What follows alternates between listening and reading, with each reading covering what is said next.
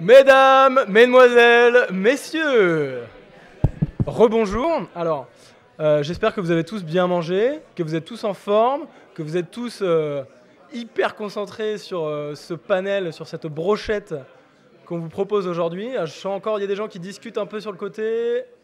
Non, ça y est. Ok, super. Donc vous êtes tous en digestion, j'imagine, sauf ceux qui n'ont pas mangé. Donc on va aller tout de suite. On vous a prévenu ce matin qu'il y avait des petits changements de programme.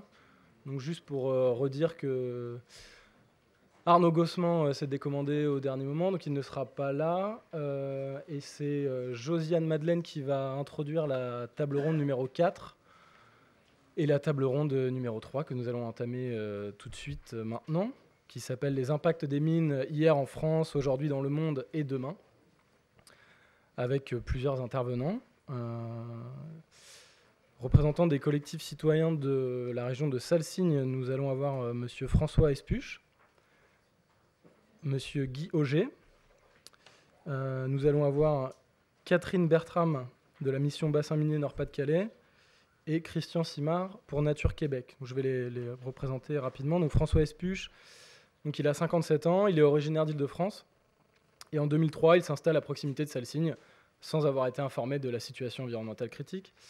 En 2008, il crée l'association Grade Papier pour accroître le pouvoir des associations existantes en collectant, traitant et diffusant les informations liées à l'environnement et en faisant le lien entre associations, particuliers, collectivités, administrations et conseils juridiques. Actuellement, son association est notamment engagée dans la lutte contre le projet de la méga poubelle à Lassac, qui vient d'être abandonné définitivement il y a très peu de temps, et sur la thématique de la pollution de la vallée de l'Orbiel. Il est accompagné par Guy Auger, qui est un agriculteur de 58 ans, père de 3 enfants et sans appartenance politique. C'est un membre fondateur de l'Association de défense des riverains et de protection de l'environnement des mines et usines de Salsigne de la Combe et de la Combe du Sceau. Donc association qu'il vient représenter aujourd'hui. Il en est devenu le président en 1997. Son exploitation agricole est située sur la commune de Salsigne, à égale distance de l'exploitation minière et du centre de traitement du minerai. Il est titulaire d'un BTS agricole en production animale, mais son engagement pour la défense du site de Salsigne l'a amené à se spécialiser dans tout un tas de disciplines scientifiques, parmi lesquelles la géologie, la chimie minérale, la biologie végétale.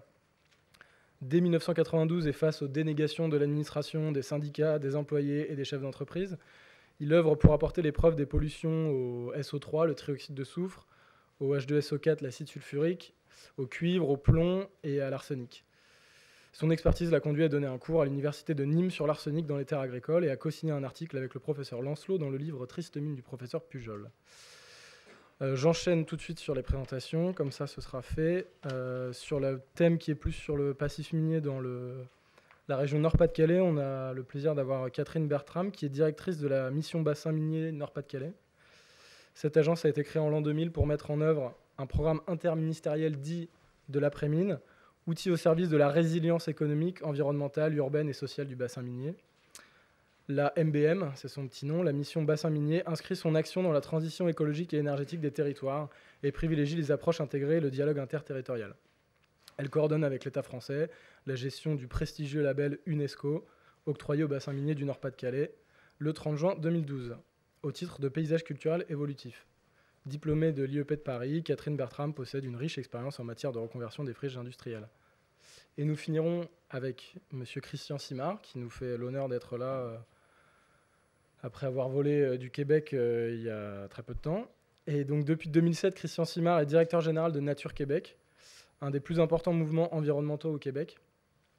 À ce titre, il est à l'origine né au cœur de différentes coalitions, notamment pour que le Québec ait meilleure mine, la coalition Saint-Laurent, le mouvement Sortons le Québec du nucléaire, la mobilisation gaz de schiste. Il a été député fédéral de Beauport-Limoilou de 2004 à 2006, dans la région québécoise de Capitale-Nationale. Adjoint du président de la Fondation de la Faune du Québec en 1997, conseiller politique au ministère de l'Environnement et de la Faune en 1996, et directeur général de l'Union québécoise pour la conservation de la nature de 1988 à 1995. Il a également œuvré au sein du mouvement coopératif en habitation, où il a occupé divers postes de direction de 1998 à 2004. Donc les présentations sont faites, vous savez qui vous avez en face de vous. Moi je m'appelle Pierre de Pasquale, je suis ingénieur minier, et je serai votre hôte pour cette table ronde. Ça, du coup.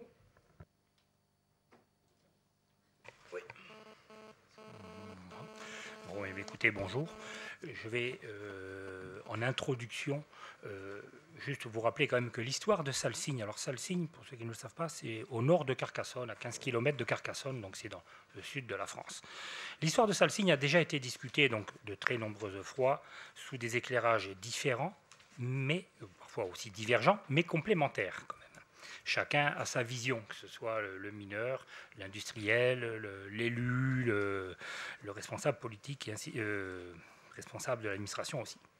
On peut citer donc par exemple le colloque qui a été consacré essentiellement à Salsigne durant 3 jours. 3 jours initialement avaient été programmés alors, en 2013 à Montpellier, ou d'autres films comme Les Vaches Bleues ou Tout l'or de la Montagne Noire, des films longs métrages quand même, qui évoquent bien les conditions des mineurs à l'époque. Voilà.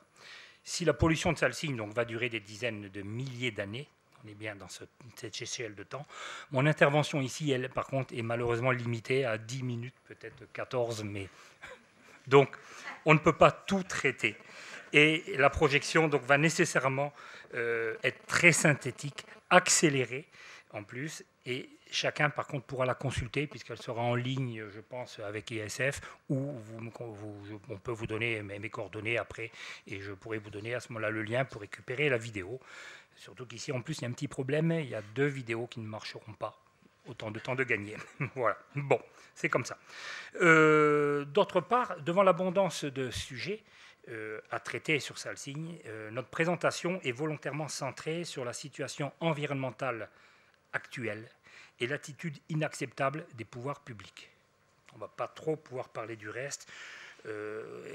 Bien sûr, il y a une dimension sociale, il y a une dimension de santé publique, mais à l'égard de tous ceux qui sont malades ou qui ont un cancer dans notre bassin minier, eh bien, on vous renverra, si vous voulez ça, on vous renvoie directement au film Les Vaches Bleues, qui sont d'ailleurs cités, ce film, et puis pour Tout l'or de la Montagne Noire, qui sont cités en fin de projection. Voilà. Je vais aussi, de façon inhabituelle, commencer par la fin, la conclusion.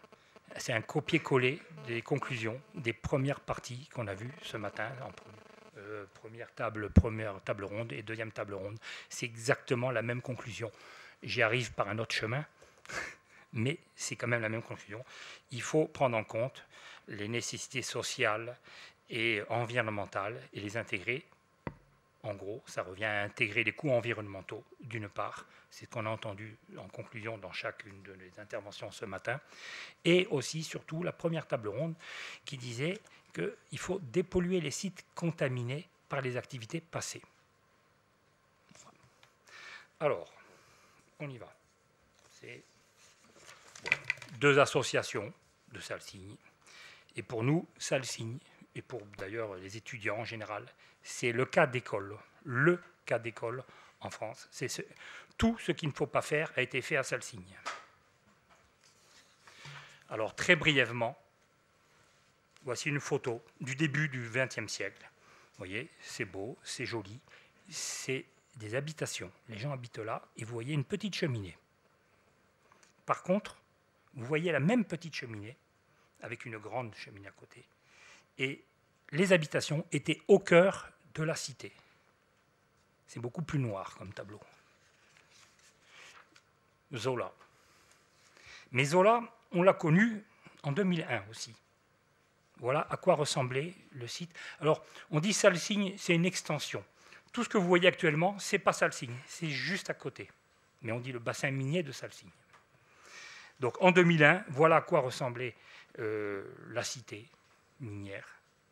En 2002, vous voyez, un début de réhabilitation, entre guillemets, on va y revenir. En 2006, une fin de réhabilitation. Et en 2013, la végétation qui a repoussé. Ça, c'est l'image que souhaitent véhiculer les industriels. Ils souhaitent véhiculer aussi les responsables de l'État, les services de l'État. En fait, la situation actuelle, elle est tout autre. Dans un rapport de la Cour des comptes de 2003, on peut donc y apporter un certain crédit, il est quand même précisé que le site de Salsigne est aujourd'hui l'un des plus pollués de France. Et on peut aller beaucoup plus loin, puisque la France a été contrainte, alors suite à une pétition qu'on avait faite, la France a été contrainte de réaliser enfin son inventaire des sites miniers fermés ayant des incidences graves sur l'environnement. Et parmi les 23 sites qui figurent dans cet inventaire, 2 concernent Salsigne. Et quand on dit que 2 concernent Salsigne, il y a la ville de Salsigne, la ville de Villanière, la ville de Villardonnel, donc ça s'étend quand même sur des kilomètres carrés.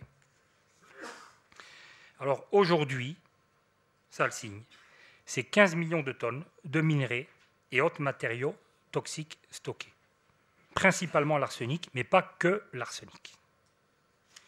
Et ces matériaux, eh bien, ont été stocké, ce qu'on appelle des décharges de classe 1, tout simplement. Et ça veut dire aussi qu'il n'y a pas eu de dépollution ni de réhabilitation, seulement un confinement. On met 50 cm de terre ou 1 mètre de terre, un peu d'argile, un géotextile, et la merde est enfouie dessous. Mais elle y est, elle existe. Voilà. On peut voir dans un rapport de Barthélemy, du Conseil général des mines, qu'il n'est pas réaliste de traiter tous les déchets, qu'il faut confiner la pollution. Donc confinement, ce n'est pas une dépollution, ce n'est pas une réhabilitation. On a vu ce matin, on nous a expliqué qu'il y avait une différence entre les exploitants sauvages ou les exploitations artisanales et les industriels, parce que les industriels maîtrisent leurs déchets, ainsi de suite. Très bien, mais à un temps zéro. Mais on nous a bien expliqué aussi ce matin qu'à la fin de ce temps-là, toute la pollution qui est stockée, qui était soi-disant maîtrisée par les industriels, ne l'est maîtrisée que pour un temps donné. Mais au-delà, il y a la même pollution. Alors, il est aussi précisé que l'on parle de restaurer, une restauration paysagère, ce que vous avez vu, mais on va vous donner le contre-exemple aussi, et qu'il n'est pas possible de dépolluer les sols. Excusez-moi, on n'était pas sur la bonne vue. Il n'était pas possible de dépolluer les sols. Pollution des sols, pollution de l'air, pollution des eaux. Au début, pollution de l'air, des poussières qui sont émises par toutes les phases, en commençant par l'extraction. Que ce soit l'extraction, le transport, le broyage, le stockage du minerai ou le stockage des résidus, des inertes, comme on dit, inertes en matière recherchée, mais pas inertes en produits toxiques, eh bien, et sans compter les process, tout ça fait de la poussière. Pour Salsigne, un exemple, une étude très sérieuse, qui a coûté une fortune, de l'ordre du million d'euros. Cette étude a démontré, elle ne faisait pas que ça, mais elle a démontré qu'il y a eu 116 000 tonnes de poussière qui a été envoyée à l'atmosphère dans la cheminée de Salsigne, qui était la plus haute d'Europe. On était fiers à ce moment-là, on avait la plus belle cheminée. Et le principal composant de cette poussière, c'est du trioxyde d'arsenic, qui est quand même une forme très toxique de l'arsenic. Bien sûr, cette poussière s'est répandue sur des distances très importantes, jusqu'à Béziers, 80 km. Alors, elle était beaucoup plus concentrée au début, au pied de la cheminée, ou dans un rayon de 5 ou 6 km, mais quand même, elle est allée assez loin. Et après, cette poussière a contaminé les sols. Les sols ont reçu de l'eau. Alors, sol qui n'est pas possible de tous dépolluer. Ça répond à la question de ce matin. Peut-on dépolluer? La réponse est non, d'une façon radicale. Les sols, on peut à un coût exorbitant, on va y revenir là-dessus. Pour les systèmes aquifères, non. La réponse est non. Voilà. Ce n'est absolument pas faisable. C'est une utopie de faire croire que l'on peut dépolluer des sites contaminés. Alors, pour l'eau, bien sûr, qui est d'origine, la pollution d'origine industrielle à plus de 90%, eh bien, il y a une pollution dans l'Orbiel qui charrie chaque année 8 tonnes au minimum. S'il y a un phénomène pluvieux plus important, ce sera plus, mais 8 tonnes par an d'arsenic s'écoulent dans l'Orbiel et finiront par rejoindre la Méditerranée. On s'étonne que la Méditerranée soit polluée. Voilà. Et pour les habitants, des interdictions, des arrêtés préfectoraux qui interdisent. Alors, on peut les manger. Si on veut mourir, en candidat au suicide, on peut. Mais le préfet interdit de le vendre. Une aberration, mais enfin, c'est comme ça. Ce n'est pas la seule. Parce qu'il ne faut pas prendre des produits, pas tous, mais la plupart des légumes. J'ai reculé. Voilà. Excusez-moi, je ne suis pas bon à la manœuvre. Donc, les arrêtés préfectoraux. Voilà, les arrêtés préfectoraux, donc, qui interdisent et qui sont reconduits depuis 1997. Chaque année, on reconduit. C'est si simple. Ça va durer d'ailleurs. Et, bien sûr, des recommandations. On nous recommande beaucoup de choses, de ne pas prendre l'eau des pluies, de ne pas manger les légumes feuilles, les fruits, les produits recueillis dans la vallée de l'Orbiel, les escargots. Alors, les escargots, il n'y en a presque plus, hein, ils sont morts déjà. Et le thym, par contre, ça oui, ça accumule bien. Donc, si vous voulez faire des tisanes, si vous avez une belle-mère, il faut en profiter. Il faut prévoir des précautions. Alors, ça, c'est ridicule, parce que ce sont des poussières fines. Les particules arseniques sont plus que microscopiques, et on peut prendre les masques qui sont là, je veux dire, ça ne sert à rien. Vous pouvez prendre la pile, ça ne filtre absolument rien, ça. Effectuer des lavages soigneux des mains, diminuer la dissémination des poussières. Il faut laver à grande eau, hein, comme dans la marine. Voilà. C'est une pollution durable. Si on lit un rapport d'un des services de la préfecture, on peut voir quand même qu'il y a une persistance de la contamination donc en arsenic des végétaux, qu'il n'y a pas d'évolution dans le temps de ces concentrations. Et pour cause, une étude du CNRS a démontré quand même que ce sont des systèmes qui ont une durée de vie de 500 à 10 000 ans. Pour Salsigne, on est autour de 40 000 ans. Donc on sait que là, au mois de juillet, le préfet va reconduire son arrêté préfectoral. Ce ne sera pas une surprise. Alors, on vous disait aussi tout à l'heure qu'il y avait une réhabilitation paysagère. Oui, mais pas pour tout le monde. C'est aussi dans le secteur de Salsigne. C'est une mine qui a fermé en 1928. C'est ça ? Voilà, en 1928. Il n'y a rien eu depuis 1928. Ça appartient à l'État, à travers le BRGM. Voilà. Même les ronces n'y poussent pas.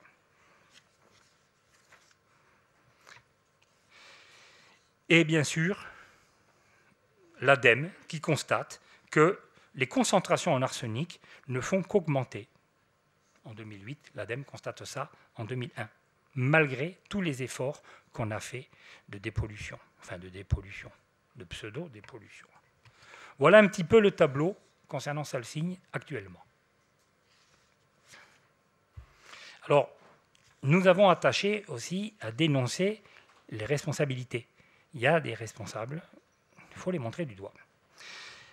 Évidemment, les industriels, les services de l'État, l'État qui élabore les lois, les réglementations, l'État, à travers les préfets ou les ministres, qui délivrent des autorisations ou qui sont censés les retirer quand il faut, parce que ça, on verra que c'est une exception, ou un cas d'école théorique, mais pas pratique. Les services de l'État qui respectent, chargés de faire respecter donc, par les industriels les autorisations, et puis les services de l'État chargés de la protection de l'environnement, j'y suis là, oui, et de la santé publique. Voilà. Et Salsigne est particulier, puisque l'État a eu tous ses rôles. L'État a aussi été exploitant, à travers Coframine, qui était une filiale du BRGM. C'est intéressant, parce que c'est quand même le dernier exploitant solvable. Voilà. Alors, c'est bon. Donc, l'État, on voit par exemple que dès 1810, lorsqu'il y a eu la législation qui a été faite pour protéger, c'était les industriels qui étaient protégés à travers la législation. On voit aussi que les pouvoirs publics, à un moment donné, se sont engagés à faire tout pour que l'industriel n'ait pas de garantie financière à verser. Ce qui est quand même surprenant, parce que l'État fait des lois en disant qu'un industriel peut polluer, mais il doit verser des garanties, sauf qu'on l'autorise à ne pas verser ces garanties. On se demande donc à quoi ça sert de faire des lois. Faut-il réellement réviser le code minier, si c'est pour ne pas l'appliquer plus? Voilà. Ensuite, on voit que de tout temps, là, ce sont des archives départementales. En 1934, on disait « Si l'usine cause quelques dégâts, elle n'est pas sans influer sur la prospérité de la région ». Un peu plus loin, en 1973, le préfet écrivait « La cessation de toute activité ne peut être envisagée ». Il faut dire qu'il passait au tribunal à ce moment-là, le préfet. Et ensuite, on trouve encore d'autres services de l'État, par exemple des services de santé publique, qui écrivent qu'il n'y a aucun danger réel à Salsigne, qu'il y a 700 ouvriers et qu'il serait inopportun d'apporter la moindre entrave à son fonctionnement. Alors là, c'est des morceaux choisis, hein, parce que ça, on peut en sortir 10 000 hein, comme ça. En 1980, aussi, l'État a privilégié l'emploi, rapport des cours des comptes de 2003, mais des dégradations ont été apportées à la qualité environnementale. Voilà un petit peu. Et donc pour nous, c'est quelque chose d'absolument inacceptable. Et bien sûr, l'acceptabilité, puisque c'est le fond du problème de réouverture de mines ou d'ouverture de mines, c'est un problème d'acceptabilité aussi sociale, entre autres, eh bien, ça dépend de la crédibilité des industriels, des services de l'État et de leurs ingénieurs respectifs aussi. Et à Salsigne, on dénonce, nous, l'absence d'intégration des coûts environnementaux, ou on dénonce aussi l'inefficacité et l'incompétence des services de l'État. Un exemple très simple, l'affaire du Béal du Saint-Diat. Vous voyez la couleur? C'est ce qui sort en dessous de Salsigne. Vous en avez d'ailleurs un petit échantillon là.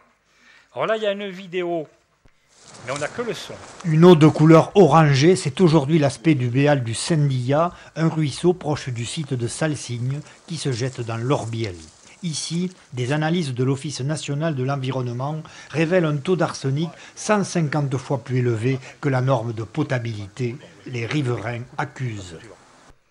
On va couper parce qu'il n'y a pas le film, il n'y a que le son, donc ça présente peu d'intérêt. Mais il y a eu une résurgence qui est sortie à un moment donné. Le préfet, bien sûr, nous raconte tout bonnement qu'il n'y a aucune pollution, que ça n'a rien à voir avec Salsigne, que c'est naturel, et qu'il voit que les gens mangent des salades ou des légumes, et qu'il constate que personne n'est malade. Excellent, le préfet. Voilà. Il nous sort, quelques jours après, on s'entend quand même qu'il y a des problèmes, il nous sort des analyses, seconde analyse, pas les premières, où il nous dit qu'il y a 30 à 45 microgrammes d'arsenic. Sauf que ces analyses ont été faites quand même par le BRGM. Bon, le BRGM n'est pas la police de l'eau. La police de l'eau, c'est l'ONEMA. Et la police de l'eau, elle, a trouvé 4469 microgrammes. Donc, nous avons un préfet qui vient nous mentir, voici, ouvertement, sans avoir peur, en disant, voilà, il n'y a rien, c'est naturel, il y a 30 microgrammes, alors qu'il y en avait 4469. Le seuil de potabilité est de 10 microgrammes seulement. Bien sûr, il y a quelqu'un qui vient jouer les pompiers de service. Là, ça vaut quand même le coup. Vous n'allez pas le voir, mais vous allez l'entendre. C'est le procureur. Voilà quelques semaines, le président de la...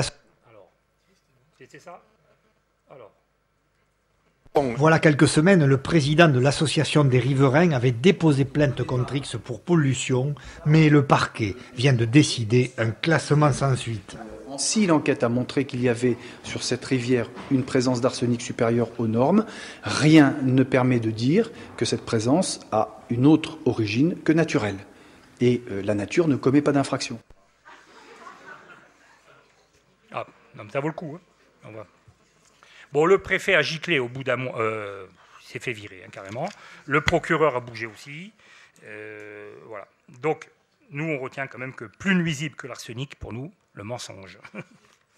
Voilà. Ah oui, ça, bon, salade hein, quand même.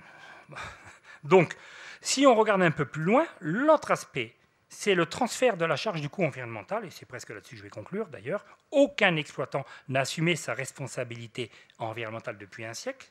C'était lors d'une réunion à Matignon. Le BRGM n'est pas plus pendable que les autres, mais il ne l'est pas moins.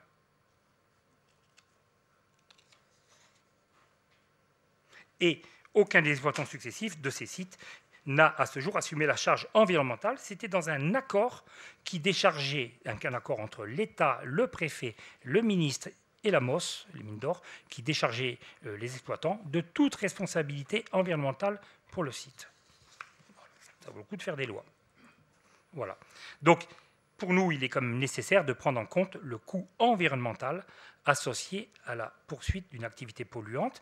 Il faut quand même voir une chose, c'est que le coût de dépollution de Salsigne, en supposant que ce soit possible, serait à peu près équivalent au profit qu'ont pu faire les industriels sur ce site, c'est-à-dire 120 tonnes d'or. Alors, une conclusion, on va aller très vite quand même, vous le connaissez bien, hein ?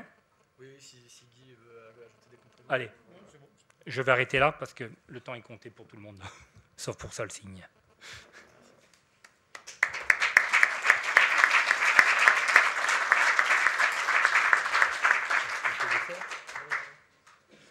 Du coup, je vais juste proposer à Guy de compléter en 5 minutes, si tu en as envie. Alors voilà, les mines Salsigne en particulier sont des sujets complexes. Pour Salsigne, 45 minéraux minerais, 45 éléments chimiques. Bien souvent, et quand même François l'a employé, on prononce le mot arsenic. Il s'agit pour nous d'un raccourci. Arrivent derrière les 40 autres éléments chimiques.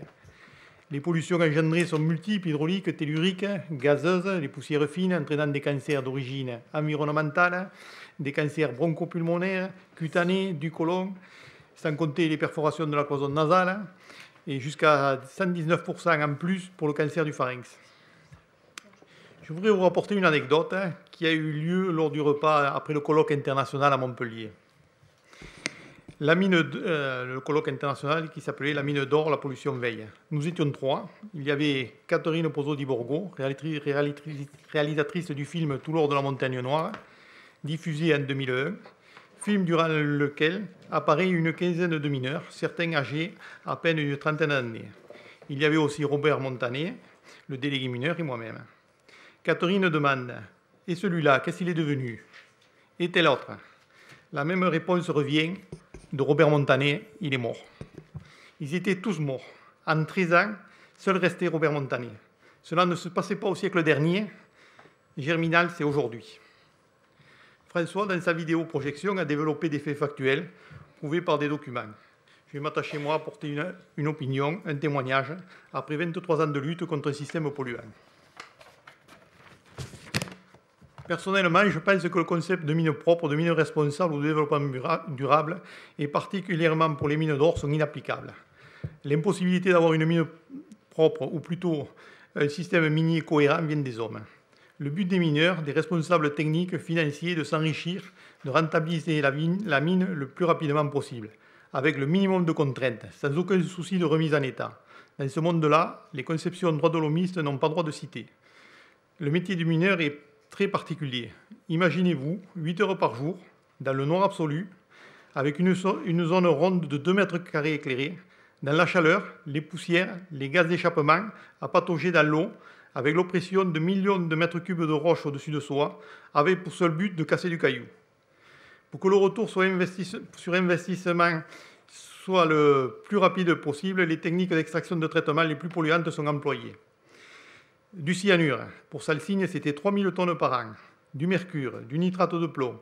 Les méthodes les plus insensées sont permises, telles que broyer 8 millions de tonnes, l'équivalent d'une colline, à hauteur de 8 à 10 microns. Et aussi celle d'entreposer 8 millions de tonnes de déchets contenant 50 000 tonnes d'arsenic posées à même le sol. Rentabilité oblige. Pour travailler dans ces conditions-là, pour manipuler des éléments chimiques les plus dangereux, l'arsenic, le cyanure, qui sont aussi des poisons mortels, mais aussi des gaz de combat, ce n'est pas les premiers de la classe qui s'y emploient, même chez le personnel d'encadrement, même chez les ingénieurs. Ceci explique grandement le scandale de Salsigne. L'exploitant minier, capitaliste s'il en est, désire mettre la main sur la plus grande surface possible et éventuellement polluer pour pouvoir étendre sa concession minière, pour empêcher l'installation d'un concurrent, pour éloigner les voisins, ces empêcheurs de polluer en rond, pour mettre devant l'irréparable administration, politique et population avec l'antienne bien connue, c'est déjà pollué. Les exploitants miniers bénéficient du soutien de leur soi-disant police, l'Adréal, que l'on a vu refuser de verbaliser alors que le bassin du pêche de Montredon débordait et qui s'est aperçu lors de la fermeture de la SEPS de la présence de 500 tonnes de déchets illicites sur le site. Je dois préciser que la SEPS retenait la chambre d'hôtel des inspecteurs parisiens. Dans cette industrie extractive, très vite, les produits, l'électron, moitié or, moitié argent, est expédié à l'étranger, en Suède, en Angleterre, vendu sans facture, sans TVA, sans indication de teneur en or, en argent.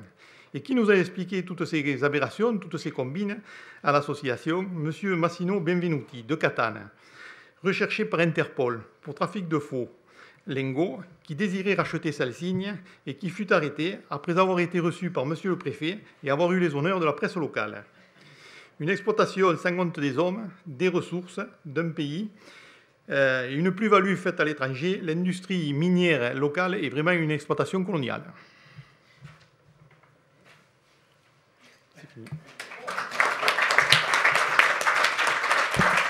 Merci pour ce témoignage, Guy. Alors, j'imagine que ça va susciter des réactions, donc on réitère le même concept que ce matin. N'hésitez pas à nous faire part de vos questions, vos remarques sur les petits papiers. Il y a mes camarades dans la salle qui se feront une joie de les récupérer. Et je vais... Tu peux arrêter la vidéo pour qu'il baisse le son. Après. Ouais.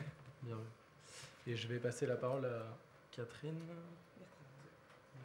Où est-ce que vous en êtes sur le plan juridique? Alors par contre les questions ce sera après, hein. Je suis désolé, n'hésitez pas à le mettre sur un petit papier puis ma camarade va le récupérer.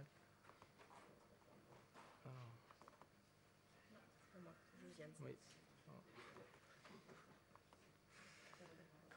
C'est là, c'est ça. Hein. Ouais. Mission. Ouais.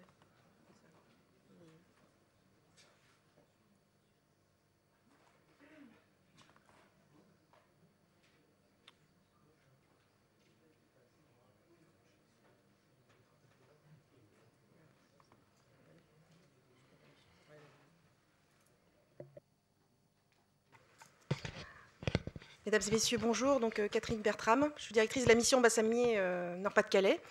Et donc, je vais vous parler finalement des impacts d'une mine, mais pas au passé, puisque en fait, le dernier puits de mine a fermé dans le Nord-Pas-de-Calais en 1990. Donc déjà, il y a déjà de l'eau qui a coulé sous les ponts. Je vais vous tracer un peu cette trajectoire où, évidemment, peut-être que vous en avez entendu parler. Donc ce bassin minier, quand même, pour savoir où il est, donc 110 km de long, 15 à 20 de large. 15 à 20 de large. Si j'étais exact, on aurait pu dessiner cette continuité du bassin Varisque, hein, qui continue bien sûr et qui court tout autour de la planète chez nos voisins wallons.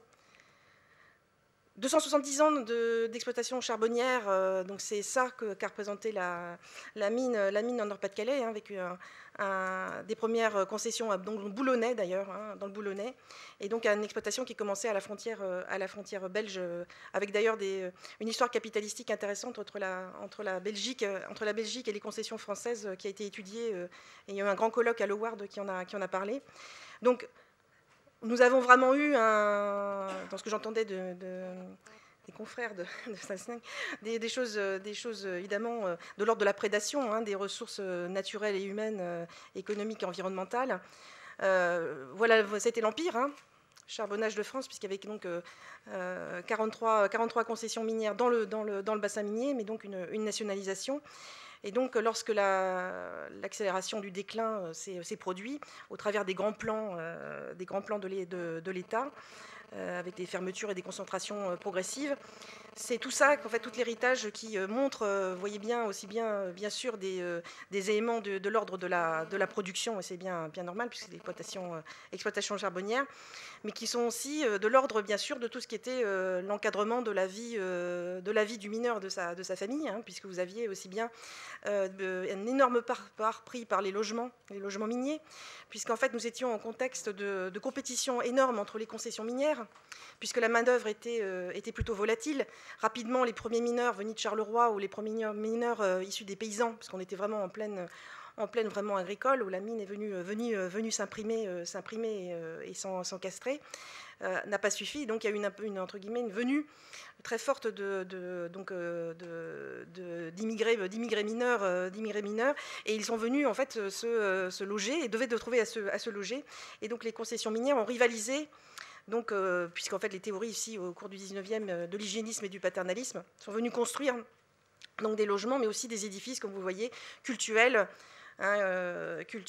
des socio-éducatifs. Hein, les écoles techniques ménagères sont devenues des lycées professionnels, par exemple. Les jeunes femmes dans la salle, je leur demande d'aller voir la fresque INA de l'audiovisuel de Nord-Pas-de-Calais. Vous verrez ce qu'on inculquait en 1967 à une jeune femme pour qu'elle devienne une bonne femme de mineur et une bonne... Enfin, comment on torche un poupon en plastique et qu'on ne met pas des carrés et des rayures en bas, ça se fait pas. Enfin, c'est un peu surréaliste, mais c'était quand même une façon de bien dresser les gens. Et avant 1905, les curés étaient payés quand même par les compagnies, ce qui permettait aussi d'inculquer aussi un certain discours. Et bien sûr aussi, ça n'a pas l'air d'être... ça a été étudié par des sociologues très, très sérieux. Dans les harmonies minières, les harmonies fanfares que vous devez connaître, la composition était interdite. On pouvait répliquer des partitions qui existaient, mais la créativité, la composition, on avait des gens qui étaient des exécutants, et donc la composition n'était pas permise. Donc ça fait un petit peu Germinal 2.0, mais on vient de là. Et donc, évidemment, avec la récession minière, il y a un éclatement progressif du patrimoine, je vous l'ai montré, une multiplicité de gestionnaires, de propriétaires, publics et privés, des séquelles multiples, l'apparition de friches monumentales de 150 hectares à cheval sur plusieurs communes, puisqu'en fait les concessions minières ont fabriqué plutôt une conurbation que des villes, puisque les petits bourgs ruraux ont été phagocytés par la mine, qui venait implanter le puits, le terri, la cité, le puits, la terri, la cité, ce qui fait qu'il y a un magma urbain qui s'est développé sur le territoire. Et donc des petites communes se sont trouvées parfois avec des friches monstrueuses, donc sans maîtrise d'ouvrage, sans ressources, etc. Évidemment, on a eu aussi la superposition des droits pendant longtemps entre les 43 concessions régies par le code minier et bien sûr les codes de l'urbanisme ou le code de l'urbanisme. Donc il y avait une urgence de la reconversion lourde qui a vraiment mis les collectivités, les élus face à beaucoup de choses en même temps, hein, qui étaient aussi la perte des emplois, 220 000 emplois quand même, qui ont été au cours de 30 ou 40 ans bien sûr perdus, avec évidemment une récréation d'emplois par ailleurs, mais quand même qui n'est pas venu pomper cette perte considérable. Et évidemment, en donnant quelques images, en 1983, un stock donc, de 10 000 hectares considérable, avec une concentration dans le bassin minier, avec 7 500 hectares d'origine minière pour 5 000. Et par exemple, l'arrondissement de Valenciennes concentrait 2 250 hectares. Donc il y a eu des acteurs pionniers, des élus miniers qui ont été mobilisés. L'Association des communes minières Nord-Pas-de-Calais, créée en 1971, a œuvré beaucoup, notamment pour obtenir de l'État une grande politique qui a été le traitement des voiries et des réseaux divers, qui a duré 40 ans. Nous avons traité les derniers dossiers de cette politique qui s'appelle GIRSOM l'année dernière. Donc vous voyez, ça a pris beaucoup de temps. Donc des actes de sauvegarde, hein, par exemple, l'Oncy du 11-19 a été sauvé de la destruction par un maire qui a dit « halte là ». Ce site minier, ce site de production, c'est aussi la mémoire des gens. On les bulldozers, je ne veux pas, on garde ces témoins. Il y a aussi des acteurs comme le parc, qui a été un acteur important, parc naturel régional, et puis des associations militantes, des marches citoyennes, comme la chaîne des terris, hein, qui, pareil, a aidé à beaucoup changer le regard sur les terris, qui étaient vus plutôt comme des tas de schistes, et qui, en fait, sont devenus finalement des éléments presque identitaires, avec des réservoirs faunistiques et floristiques intéressants. Il y a des orchidées sur les terris, ça donne tout de suite un peu plus de poésie quand on les montre. Et donc, voilà, ça c'est un peu provoquant. On vient de là, et je vous annonce, peut-être que vous ne savez pas encore, c'est en 2012, d'ailleurs je suis prête au Sénat à prêter une exposition pour les sénateurs, sur le patrimoine minier, je fais un appel non, parce que ce n'est pas forcément connu. En 2012, nous avons obtenu le label prestigieux donc, de l'UNESCO sur le patrimoine minier du Nord-Pas-de-Calais. Donc, ça pourrait dire, vous voyez, on pourrait faire une épopée en disant « avant, c'était la mine ». Le noir, voilà, c'est bien dégoûtant. Hein. Et puis maintenant, c'est une ère de lumière, de développement, et les touristes viennent par millions, etc., etc. Tous les sites sont reconquis, tout va bien. Ce n'est pas vrai. Et ce n'est pas du tout comme ça que la candidature a été conçue. On a quand même mis 10 ans à construire cette candidature à l'UNESCO au titre de paysage culturel évolutif. Elle a été vraiment conçue dans un esprit de levier de développement. Et la notion de paysage culturel y aide, parce que c'est comme sur des vastes territoires, et ça permet aussi de poser vraiment au cœur les questions de transition écologique, aussi de réhabilitation lourde, de réhabilitation tout court, puisqu'en fait c'est un miroir grossissant l'UNESCO, ça sert aussi à dire, bon, ça a été reconnu pour sa valeur universelle et exceptionnelle sur une pan d'histoire de l'humanité, hein, que ça soit beau ou pas beau, parce que vous savez, nous aussi on se tape les... « c'est pas beau chez vous, et vous êtes UNESCO ». Alors ça aussi, c'est un peu énervant pour la soixantaine de sites industriels qui sont quand même sur la liste du patrimoine mondial, sur les 1000 que compte cette prestigieuse liste. Hein, mais voilà, il y a encore des clichés comme ça on dit bien sûr qu'une machine, un pan de l'industrie, c'est pas forcément, ça n'a pas la beauté facile, mais ça représente quand même l'industrialisation, l'industrie, le travail, c'est comme des valeurs absolument fondamentales de l'humanité, et ça peut être reconnu. Et nous avons été, dans le segment que nous représentons, à la fois d'histoire, de territoire et de notre représentativité, reconnus pour tel. Hein, donc ça, on le dit. Et donc, les questions de transition écologique et énergétique, les questions de qualité urbaine, paysagère, des conditions sociales sont posées au travers de notre candidature à l'UNESCO. Ça a toujours été comme ça qu'on l'a vécu. Et surtout, paysage culturel évolutif. Ça montre bien que c'est un patrimoine habité. Hein, on a un paysage d'à peu près 1 million d'habitants, 1,1 million d'habitants. Les logements miniers n'ont jamais cessé d'évoluer depuis leur création. Parfois, on a les premiers vers 1820. Et donc, comment on fait évoluer le patrimoine tout en gardant des éléments d'authenticité, d'intégrité. C'est ça qui est au travers de cette inscription au patrimoine mondial. On n'est pas la cathédrale d'un bien, mais qu'on aime bien aussi. Bon.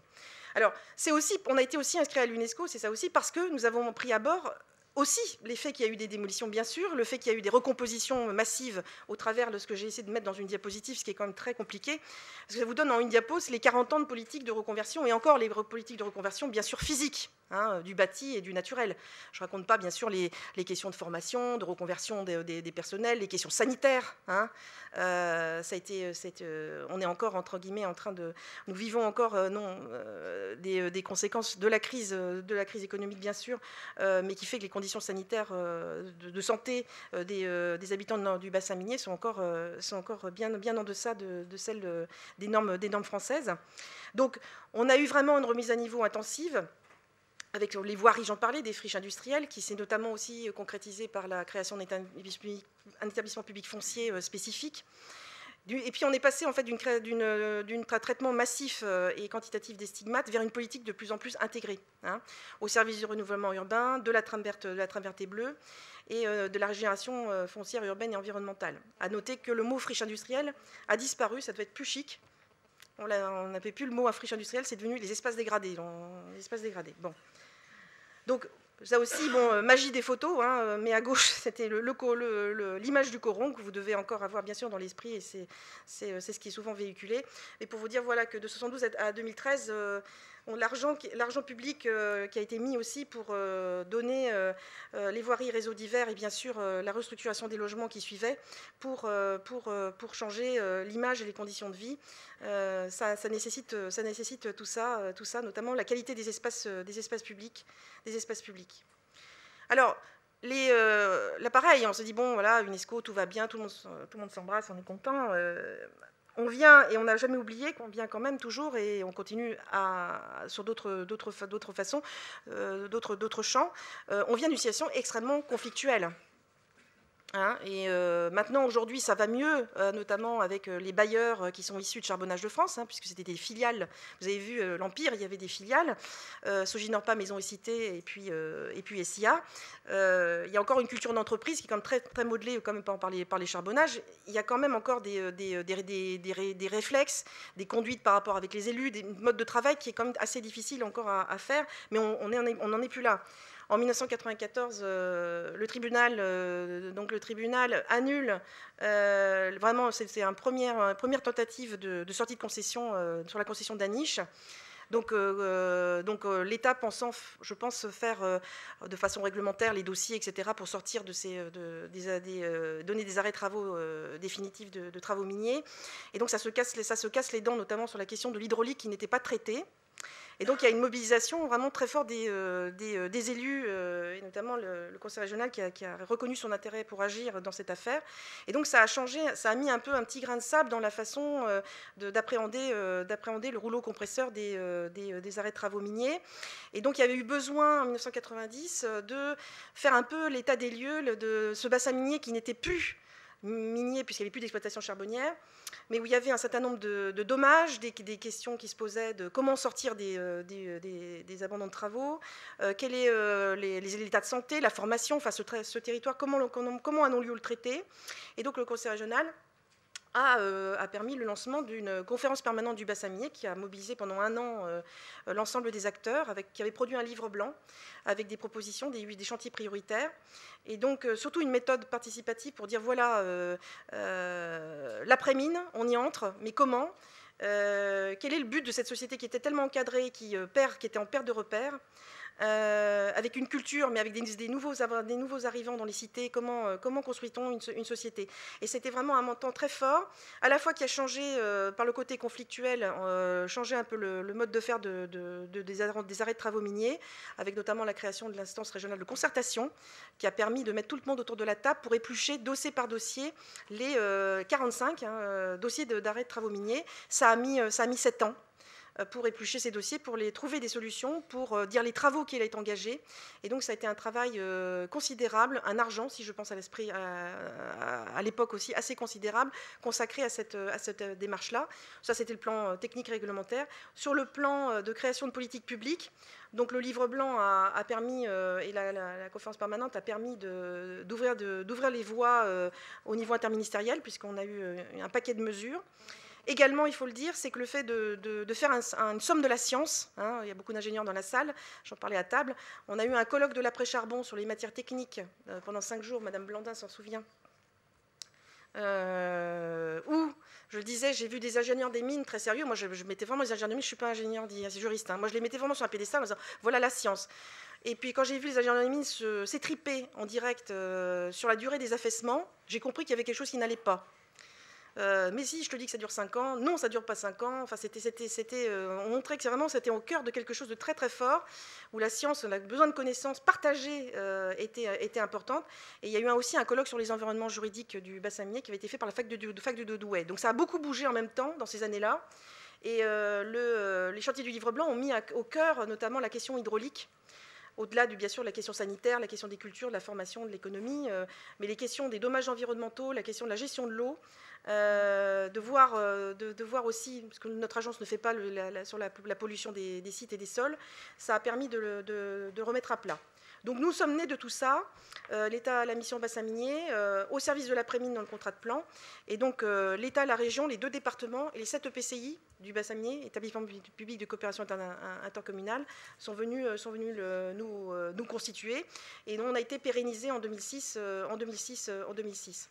Et dans les chantiers initiaux, il y avait à la fois les voiries réseaux divers des cités minières, il y avait des anciens cavaliers miniers qui sont en fait les réseaux ferrés, le chevelu qui reliait de fosse en fosse, qui était un support formidable de réseaux de découvertes cyclopédestres ou touristiques, comme les Allemands ont fait depuis belle lurette.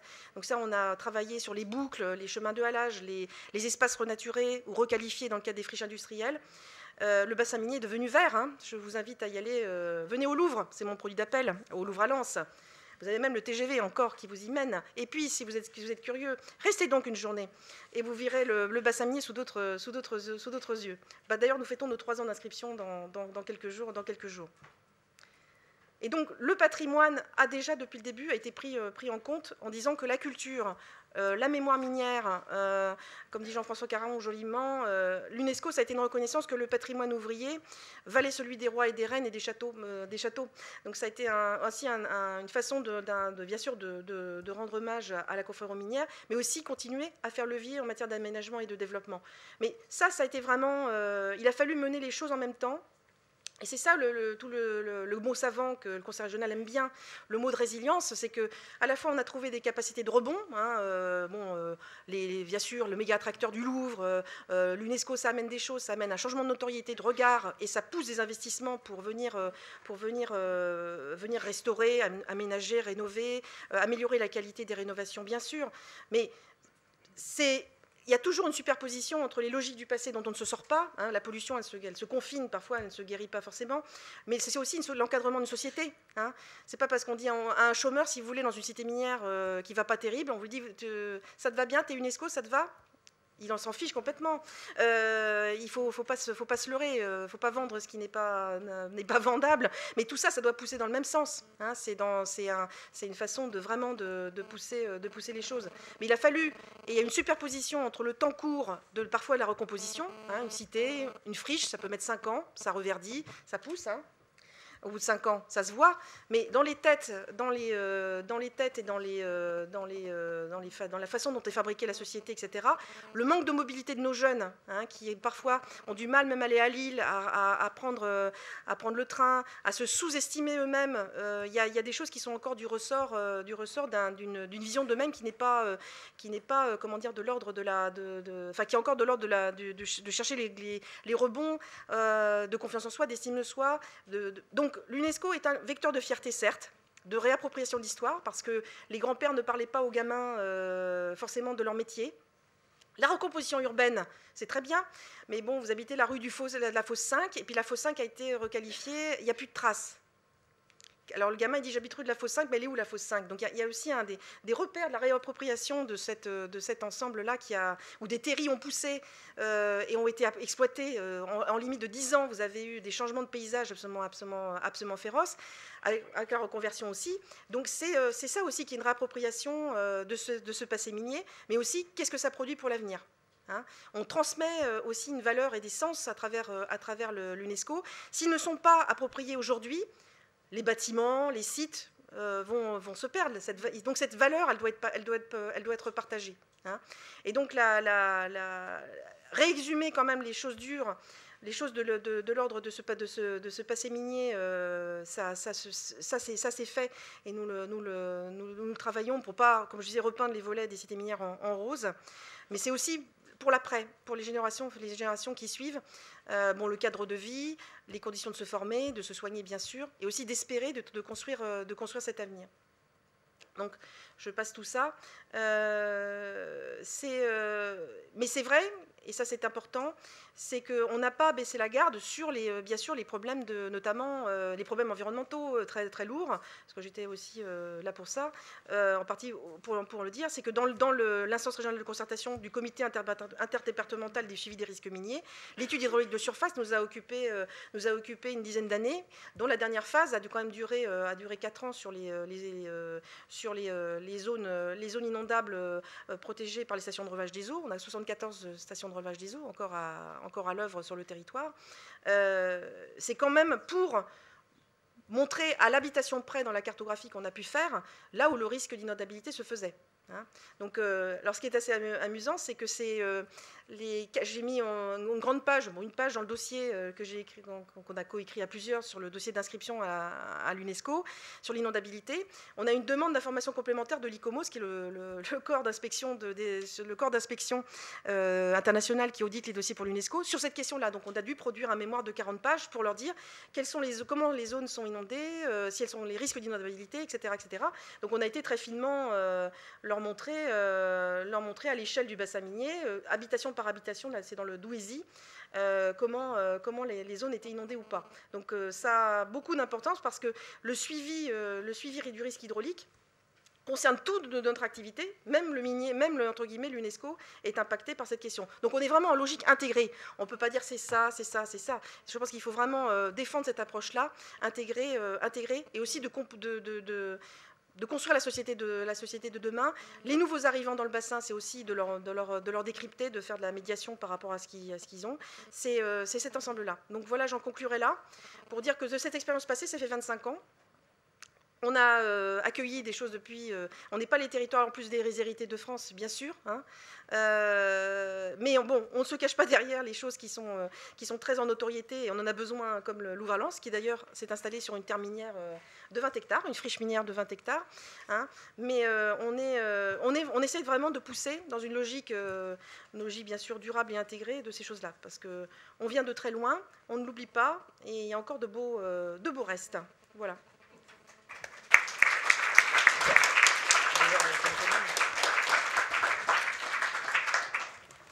Merci beaucoup Catherine Bertram. Alors, moi je vais juste préciser que je suis ingénieur en explosifs, je ne suis pas ingénieur des mines, donc je ne prends pas l'attaque personnelle. Et donc on a eu de très beaux, très intéressants témoignages sur la situation en France métropolitaine, donc qui n'est pas ou qui n'est plus peut-être une nation minière. Et donc on va maintenant laisser la parole à Christian Simard qui va nous parler de la situation dans ce que certains appellent peut-être légitimement le plus grand pays minier du monde. Et voilà, on va avoir son point de vue sur la situation. Oui, je ne sais pas, je vais vous parler, bonjour. Christian Simard de Nature Québec. Et aujourd'hui, est-ce qu'on entend? Oui, ça va? Non. Non? Ça va mieux? Oui, là c'est beau, bonjour, il me semblait aussi. Donc, je suis de Nature Québec et je représente ici une coalition, la coalition Québec Meilleure Mine. Je vais vous en parler un peu plus. Ah, il ne semble pas y avoir encore de... Ça s'en vient, voilà. Oui, c'est beau. Donc, je suis directeur, co-porte-parole de la coalition Québec Meilleure Mine. Je vais vous conter quand même une petite anecdote, moi aussi, sur Germinal. J'ai lu ça, j'avais 12 ans. Ça m'a quand même beaucoup marqué. J'ai lu toujours là, pas uniquement pour la question conscience sociale. J'admettrai qu'à 12 ans, il y avait des petits passages qui, à l'époque, on n'avait pas accès à Internet et on trouvait ça très intéressant.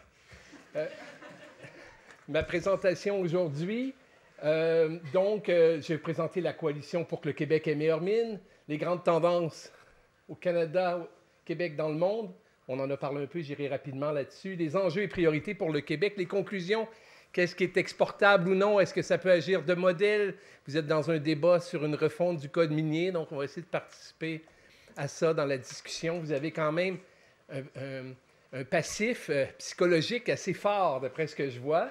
Pas seulement psychologique, réel sur le terrain. Il y a aussi cette réalité-là aussi au Québec, particulièrement dans la région de l'Abitibi, là, qui est très marquée aussi par le passé minier.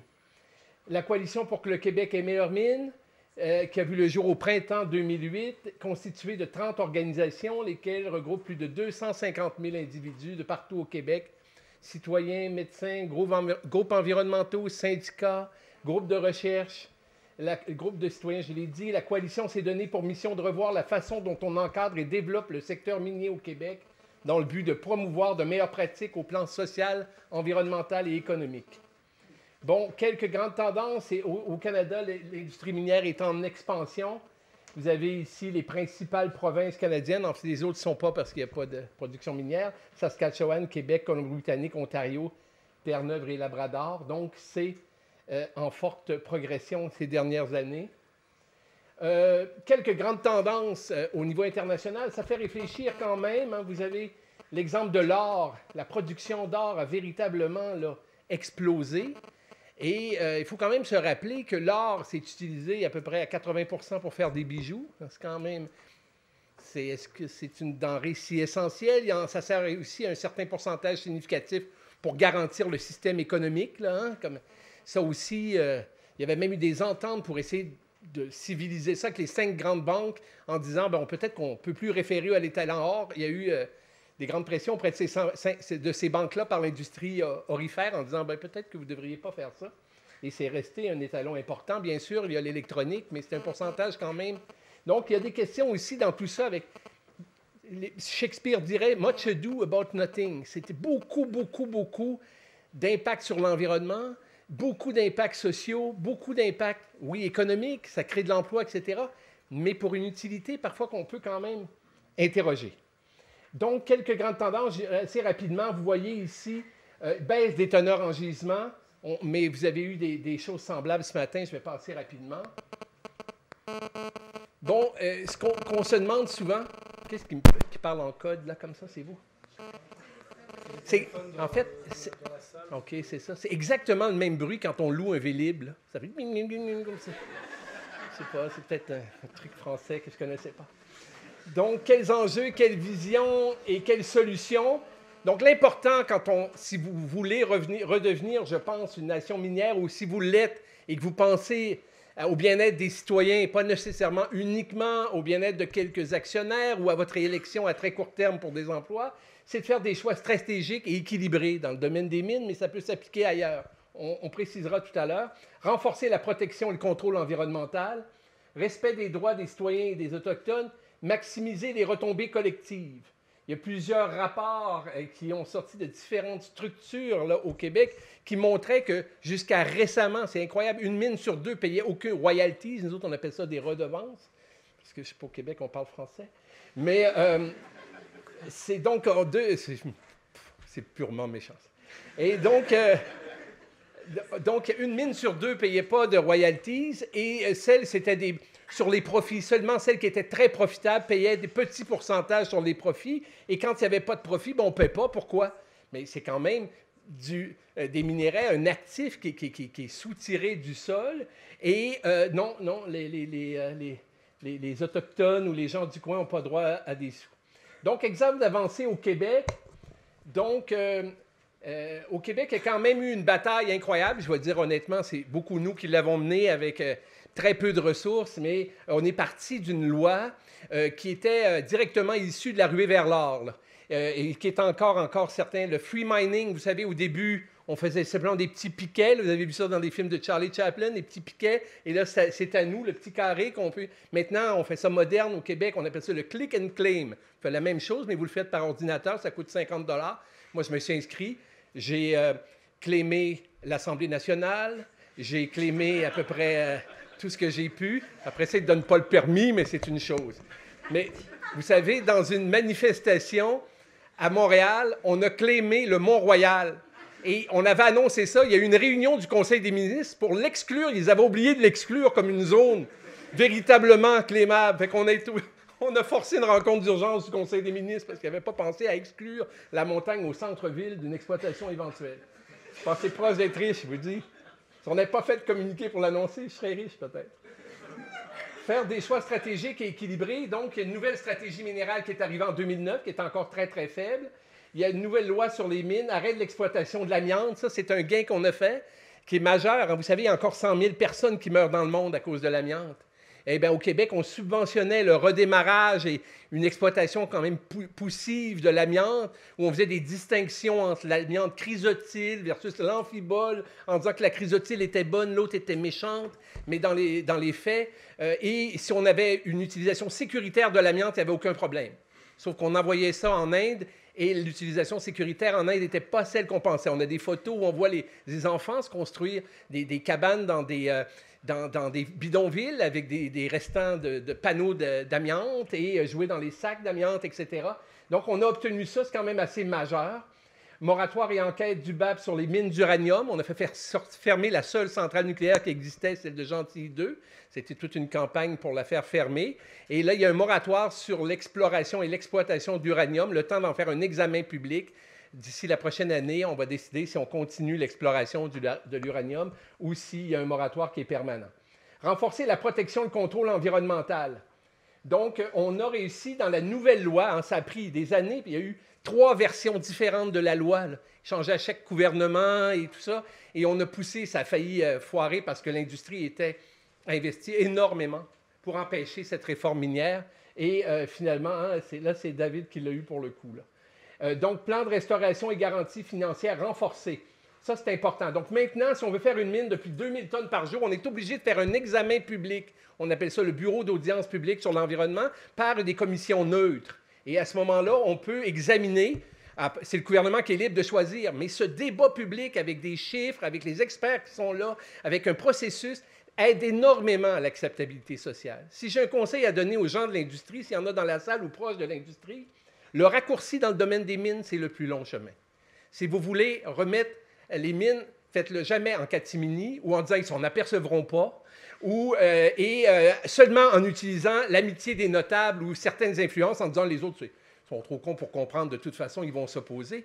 Ce n'est pas la façon de faire. Et il y a moyen, si le projet est bon et stratégiquement intéressant pour la région, et de faire ce...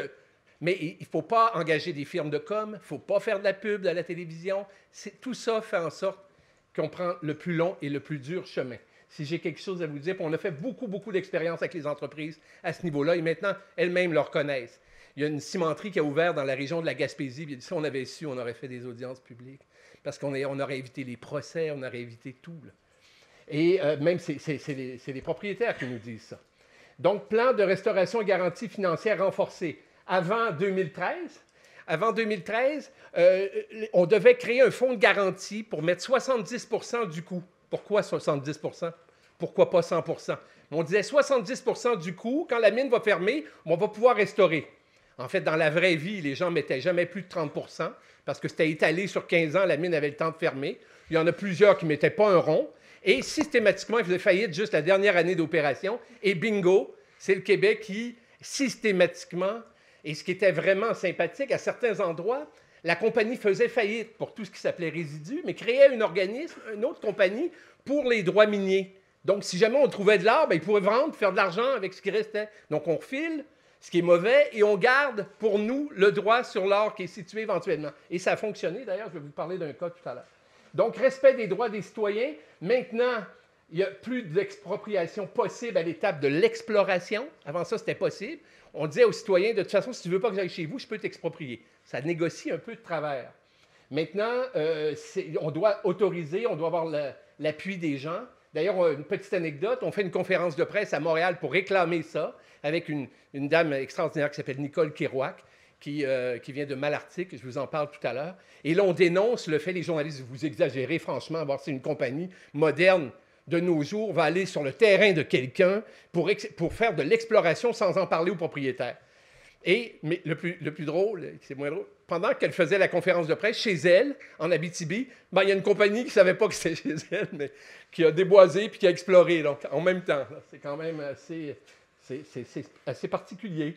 Donc, avis juridique maintenant pour la vente d'un immeuble résidentiel, c'est que si vous avez besoin, si vous faites face à de l'expropriation à l'étape de l'exploitation, c'est toujours possible, bien, vous pouvez vous payer un aviseur légal ou faire l'évaluation de votre résidence ou votre propriété agricole pour négocier la vente ou l'expropriation. Ce qui n'était pas fait avant, vous arriviez puis on vous offrait un montant d'argent, vous ne saviez pas trop, vous disiez oui et vous vous faisiez avoir. Maintenant, on a obtenu ça de la réforme après beaucoup de manifestations et beaucoup d'activités. Respect des droits des collectivités et nations autochtones. Maintenant, on peut désigner des zones incompatibles à l'activité minière. Ça commence. Maintenant, on peut exclure le centre-ville des communautés de l'exploitation minière ou de l'exploration minière, des claims miniers, ce qui n'était pas possible avant, là, à part des grandes villes comme Montréal, Québec. Donc, les villes étaient possiblement. Maintenant, les communautés peuvent dire peut-être qu'on veut faire autre chose avec ce terrain-là qu'une mine pas rentable. Peut-être que ça devrait être une aire d'habitation ou un espace protégé, etc. Je vais peut-être ici. Respect des droits, maximiser les retombées collectives. On a demandé la révision des redevances, des royalties, des études exigibles pour la transformation, pas seulement le premier extraire et envoyer ça en Chine pour transformer. Au moins, maintenant, ils sont obligés de faire des études. Puis, on a aussi obtenu des mesures de transparence qui sont essentielles. Ce n'est pas encore le Klondike, si je peux me permettre, ou l'Eldorado. D'habitude, on fait toujours, nous autres, au Québec, il n'y a pas un discours qui se fait sans des analogies de hockey. Moi, je fais des analogies minières. Donc, lacunes importantes à combler. Encore, il y a des lacunes à combler. D'ailleurs, chez vous, s'il y a un renforcement de la réglementation ou des lois ou du code minier, je pense, et je me permets une petite remarque éditoriale tout à fait non diplomatique, donc je fais de l'ingérence dans votre débat politique. J'ai vu récemment un article dans Le Monde qui disait que vous ferez peut-être la modification de votre code minier par ordonnance, pas nécessairement par une nouvelle loi cadre.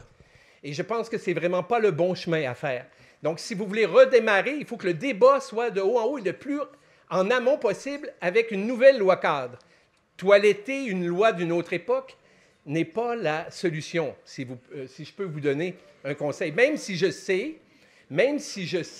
qu'il y a eu un comité où il y a des citoyens, des syndicats qui ont été formés et qui vous accompagnent et tout, mais ça m'apparaît encore là insuffisant. 2, renforcer la gestion. Donc, revoir les normes qui encadrent les mines à ciel ouvert. Ce n'est pas la même chose faire une mine à ciel ouvert qu'une mine souterraine. Beaucoup plus d'impact. Renforcer la gestion des résidus miniers, donc d'avoir des plans de garantie financière à tout point de vue, les faire respecter. Renforcer le suivi environnemental, choix stratégiques, mieux protéger les droits des citoyens des nations autochtones. Et aussi repenser, chez nous, les royalties s'en vont à l'État central et il n'y a pratiquement rien pour les régions. À part dans certaines régions qu'on dit conventionnées, où il y a des ententes avec les Autochtones, où là, il y a une obligation de partenariat, et parfois, ça marche très bien.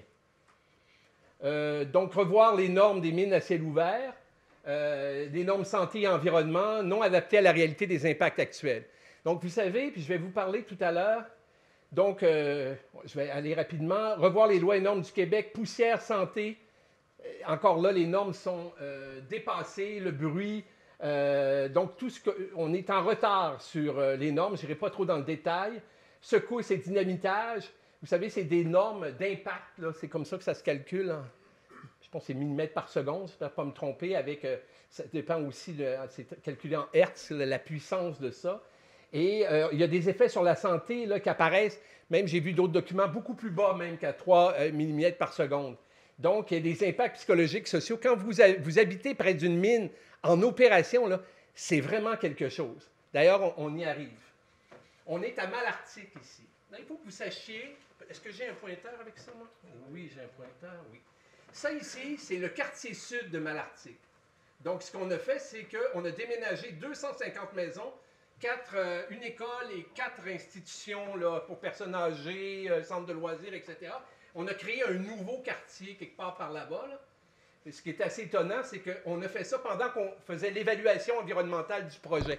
Donc, pendant qu'on faisait l'évaluation environnementale du projet dans l'école qui n'existe plus, qui est dans le trou, qui est ici. Et les camions chargeaient les maisons parce qu'ils déménageaient les maisons dans le nouveau quartier. Et la compagnie disait, non, ça ne veut pas dire que le projet est accepté par le politique avant. C'est que nous, on aime ça prendre des risques, on aime ça déménager des maisons. C'était quand même un peu surréaliste. C'était un beau débat public. Et vous savez, maintenant, la mine occupe ici là, 2 km de long par un peu moins d'1 kilomètre de large. La tour Eiffel en profondeur là, est très, très, très à l'aise. Elle nage dans ce trou-là là, facilement et on ne voit pas le bout de la pointe de la tour Eiffel. Et bon, vous savez, les maisons sont autour encore. Il y a encore tous ces quartiers-là, ce quartier-là ici, là, qui est là. Et la mine, vous savez, ici, il y a un talus qui sépare cette section-ci, cette section-ci de la mine qui est tout ici, là. Et vous savez, ils font du dynamitage, mais pas du sautage petit, là, de la grande catégorie. Il y a des nuages jaunes. C'est du dioxyde d'azote là, qui est très, très, très toxique, mais ils font sauter seulement quand le vent est du bon côté. Très, très rassurant. Et donc, mais c'est quelque chose. Hein. Ce nuage-là, là, faut voir ça. Là. Et le son, c'est vraiment, là, c'est Disneyland 24 heures par jour, mais on ne va pas Mickey. Mais c'est bruyant. Mais c'est vraiment quelque chose. Et là, ils veulent agrandir tout ici en bas du quartier nouveau. Là, ils veulent faire un genre de Pac-Man. Là, vous savez, c'est un genre de truc comme ça. Ils vont doubler la grosseur de la mine. Vous savez, 5 minutes seulement, mais c'est quand même un cas qui est intéressant. Donc, ils vont doubler. Vous savez, c'est quand même, on a calculé que juste pour la première phase, ils utilisent 30 tonnes de produits chimiques par jour, dont 9 tonnes d'arsenic. De cyanure. De cyanure, 9 tonnes de cyanure.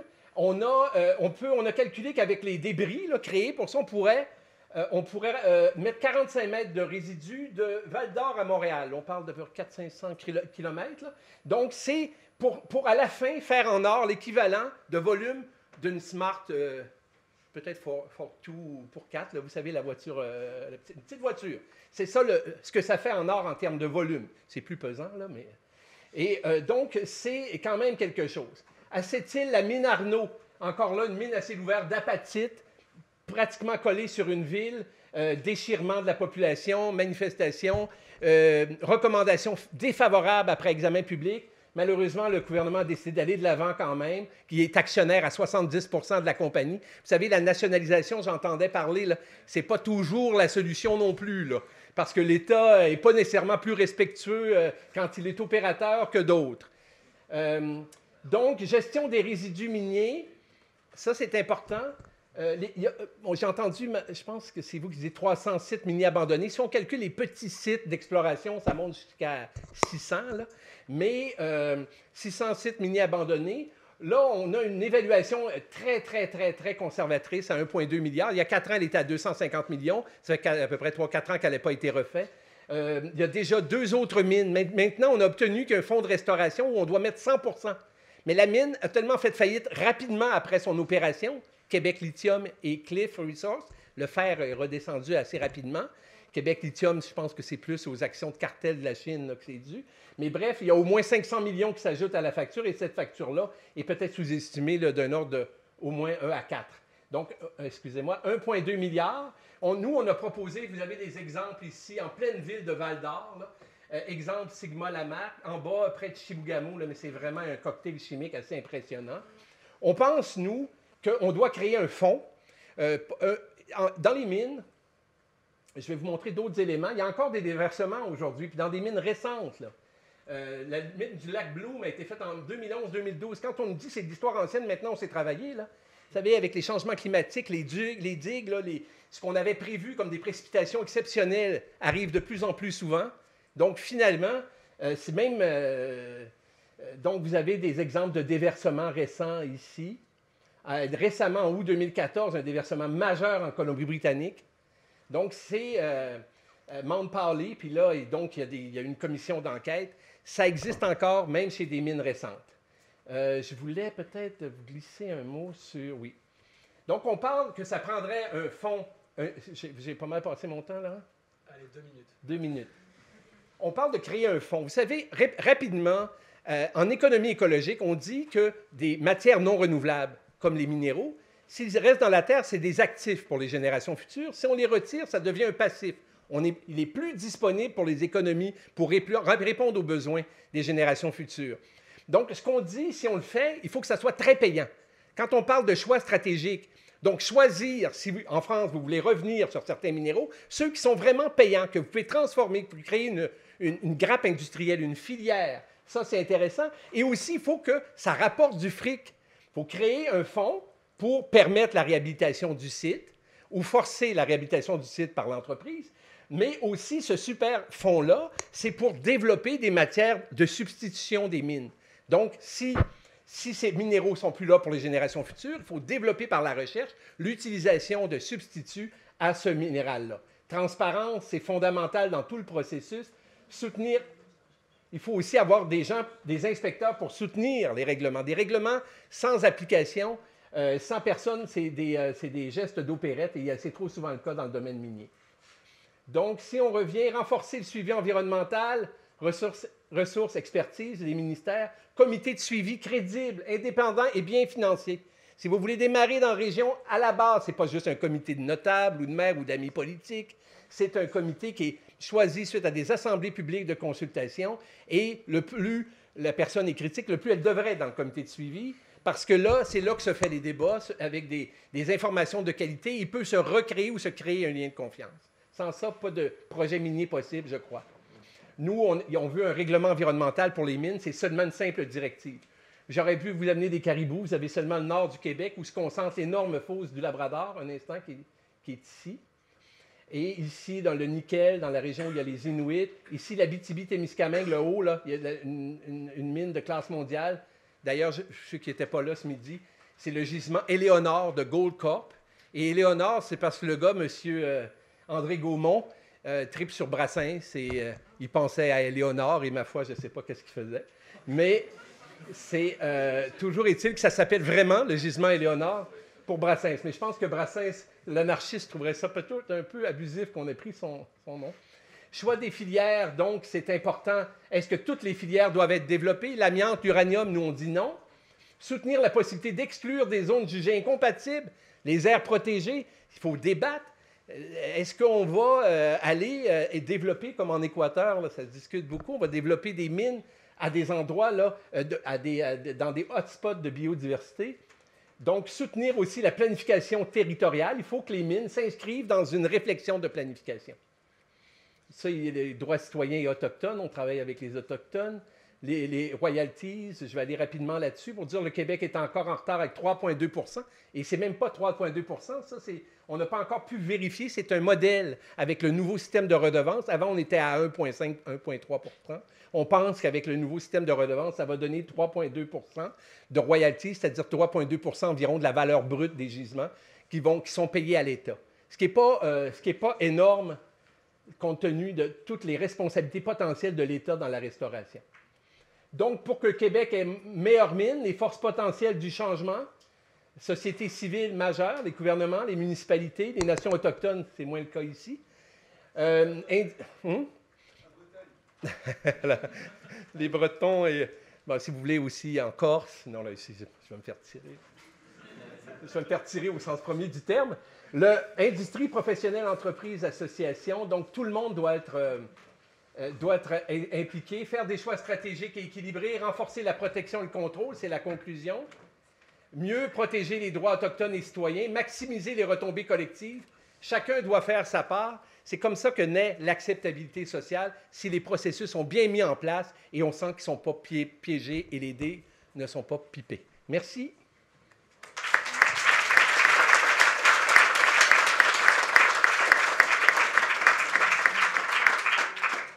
Alors merci beaucoup Christian.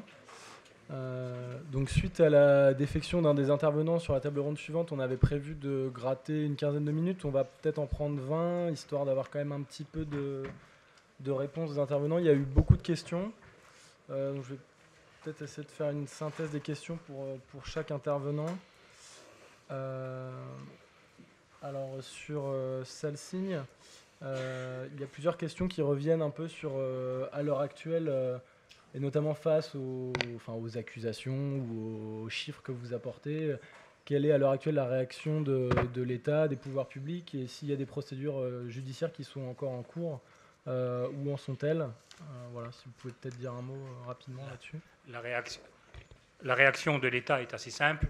L'autruche, faire l'autruche, pas bouger, attendre. C'est une réaction classique, hein, ce n'est pas une nouveauté. On le voit pour l'amiante.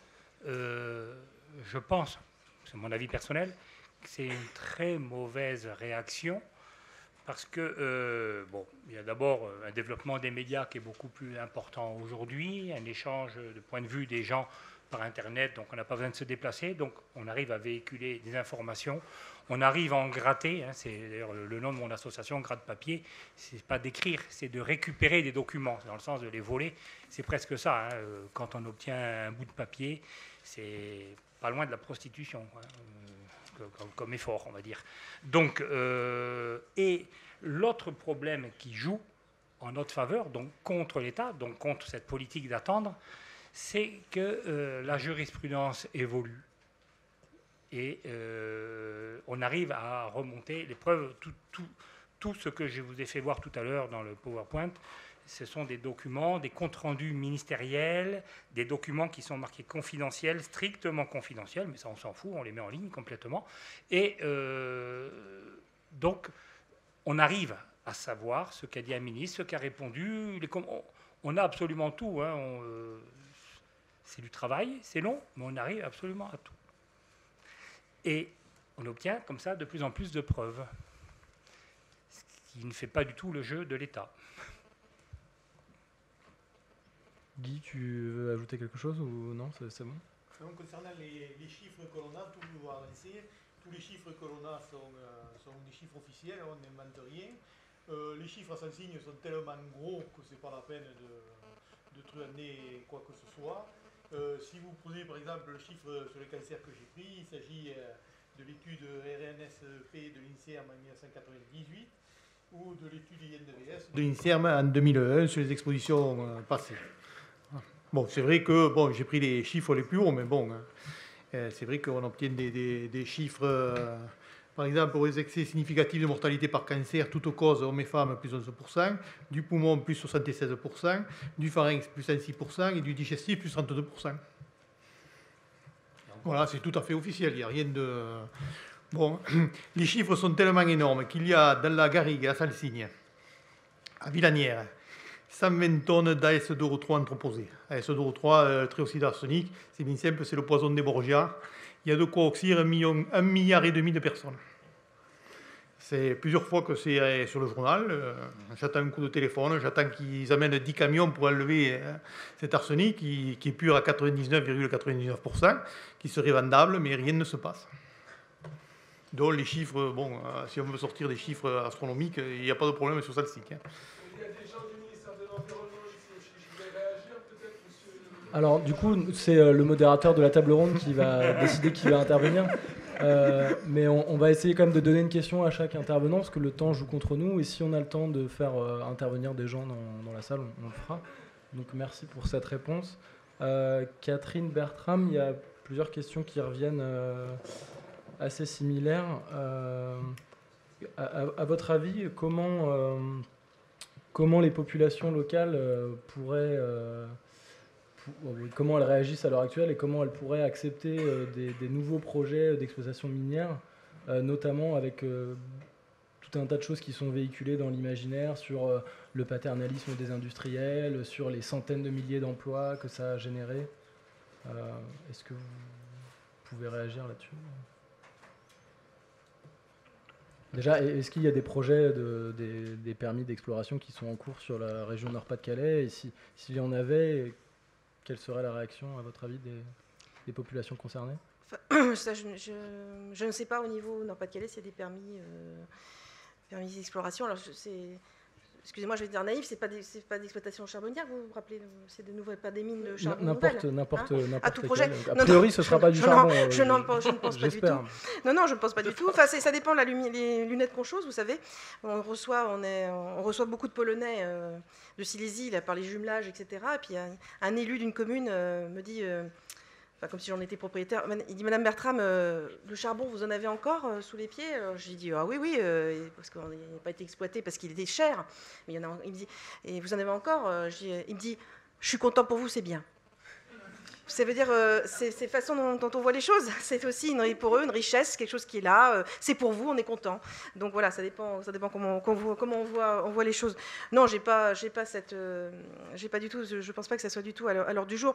Ça voudrait dire aussi que bien sûr que l'économie est extrêmement diversifiée. On a des taux de chômage forts dans le bassin. Avec Languedoc-Roussillon, on peut trinquer. Mais on a aussi des taux de création forts d'emplois en même temps, ce qui veut dire que les emplois créés ne bénéficient pas à la population du coin.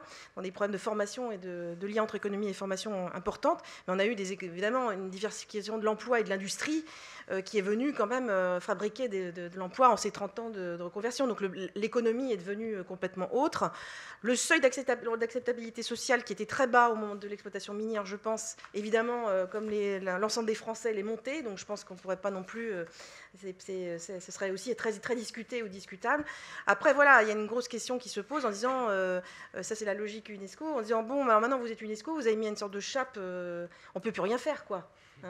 L'UNESCO ne voit pas d'un très bon œil, je l'ai vu sur des exploitations vivantes. L'ouverture d'une mine dans un territoire UNESCO, c'est vraiment l'UNESCO le voit d'un mauvais œil. Mais j'ai envie de dire, c'est toujours comment on se discute en paysage culturel évolutif. Je vous rappelle quand même que, on parle de mines, mais là, la région discute de l'implantation d'un réseau express Grand Lille entre l'île et métropole et le bassin minier, où il y a des terris en plein territoire UNESCO, il y a des bus à haut niveau de service, enfin il y a des choses qui bougent dans le territoire en matière d'infra, etc. C'est aussi donc voilà, j'ai pas envie de mettre de dire ah non, en plus UNESCO on peut pas. C'est aussi le comment et le où, ça c'est clair. Mais en tout cas, je pense que c'est pas l'ordre du jour, enfin dans ce que je connais. Alors, merci. Alors on a vraiment très peu de temps, donc je suis désolé si vous avez des remarques à faire. N'hésitez pas. Pour le gaz de mine. Non, pour le gaz de mine, c'est même. On aura peut-être le temps de les traiter. Et pour le gaz de mine, c'est même bien avant. Bien avant l'inscription à l'UNESCO, bien sûr. D'accord, donc il nous reste à peu près 5 minutes. Je suis désolé, on aimerait avoir 5 jours pour en débattre tous ensemble et donner la parole à tout le monde. Malheureusement, on ne peut pas. Et d'ailleurs, on a favorisé aujourd'hui la voix de gens qu'on entend peut-être moins dans ce genre de colloques, qui sont des représentants de la société civile ou des gens plutôt issus du monde universitaire. Donc on va profiter de leur présence pour continuer à leur poser des questions. Pour Christian, alors il y a pareil des questions qui reviennent un peu. Et alors c'est vrai que le Canada, souvent vu d'Europe, est présenté comme vraiment ce qu'il est, un grand pays minier, à la pointe de la technologie, avec des grandes entreprises, souvent avancé comme modèle. Moi je me souviens avoir posé la question, qu'est-ce qui vous garantit qu'on va travailler avec les mêmes coûts d'exploitation qu'au Canada ou en Australie? Et on me dit, mais c'est un grand pays développé, occidental, c'est sûr qu'on va faire comme eux, c'est très bien. Comment vous pouvez expliquer peut-être la différence entre la réputation du Canada, qui est plus ou moins bonne en Europe, en tout cas pour pas mal des gens des pouvoirs publics, et la réalité, une des réalités que vous avez présentées aujourd'hui? Il faut voir une chose, souvent on a une image, je trouve ça drôle, ça existe encore, mais quand même, la cabane au Canada, les eaux pures, les lacs et tout ça, je viens de la Côte-Nord, puis c'est vrai que ça existe, puis je vais moi aussi dans... Mais le Canada est peut-être un des pires pays au monde dans la question de lutte au changement climatique avec le gouvernement conservateur. Il y a un véritable paradis minier au niveau législatif au Canada. Il y a jusqu'à 70% des compagnies minières mondiales, les plus grandes, qui sont enregistrées, et les juniors aussi, à la Bourse de Toronto. ils favorisent ce régime minier-là, l'exploitation minière, mais pas toujours la plus correcte possible, il faut quand même le dire. Il y a des portes tournantes. Les anciens premiers ministres sont sur des sociétés minières et donc c'est ministre des Ressources naturelles du Québec au lendemain de sa défaite travaillait pour l'industrie minière. Donc, s'il n'y a pas toujours de garantie et souvent tout le monde veut, souvent nous autres on dit accepter des conditions moins bonnes parce que l'Australie est plus proche de la Chine. Tout le monde, on est toujours le parent pauvre de quelqu'un, donc il faut accepter les pires conditions parce que quelqu'un en offre des meilleures où ça coûte moins cher, il y a moins de transport pour aller en Chine qui est le gros demandeur et nous, notre minerai est au nord, donc il faut leur payer les chemins, le chemin de fer, amener le gaz, donner l'énergie gratuite. Donc dans la question des mines, je serais tenté de vous dire, ce qui est vraiment important, c'est de refuser le chant des sirènes de ceux qui veulent entrer sur le marché alors que c'est prématuré au niveau du prix des matériaux et qui vont demander à l'État de payer pour eux et d'avoir des conditions d'exploitation qui vont maintenir là, un prix parce qu'ils veulent rentrer sur le marché plus tôt que les autres. Mais ce n'est pas comme ça que tu te structures. Tu démarres une industrie qui est faible en partant.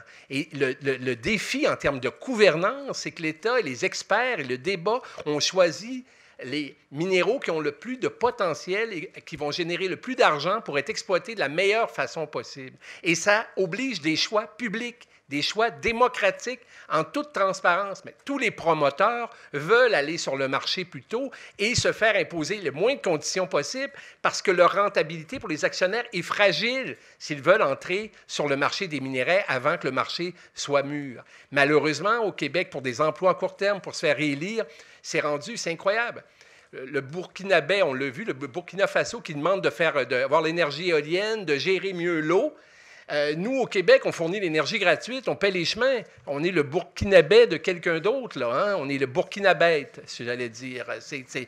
Donc, on pourrait s'inspirer du Burkina Faso au niveau de certaines mesures. Je ne te dis pas partout, mais c'est bête, le côté de plus en plus néocolonisé, même d'États supposés modernes comme le Canada.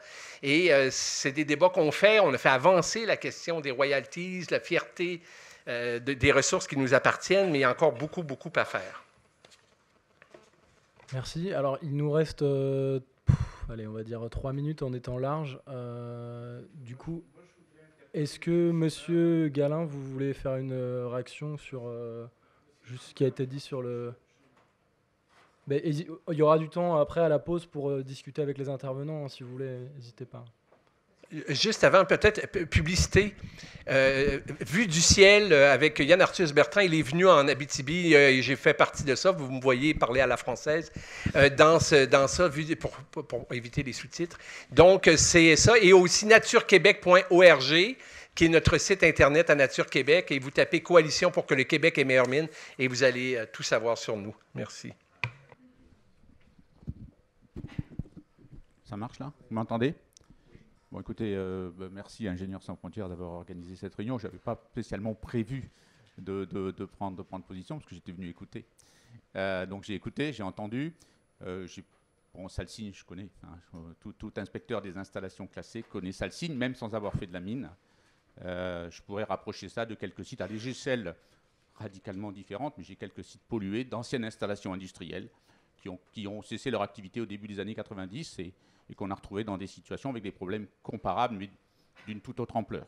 Hein, donc, en tant qu'homme, j'ai plein de choses à dire, mais je ne les dirai pas. En tant qu'inspecteur des installations, ancien inspecteur des installations classées et fonctionnaire, je suis effectivement atterré du résultat auquel on a atteint. Je pense qu'il faut quand même faire la part des choses. Alors, vous avez cité des événements récents qui ne sont pas contestables, et je ne me permettrai pas de contester. Vous avez aussi fait des citations historiques.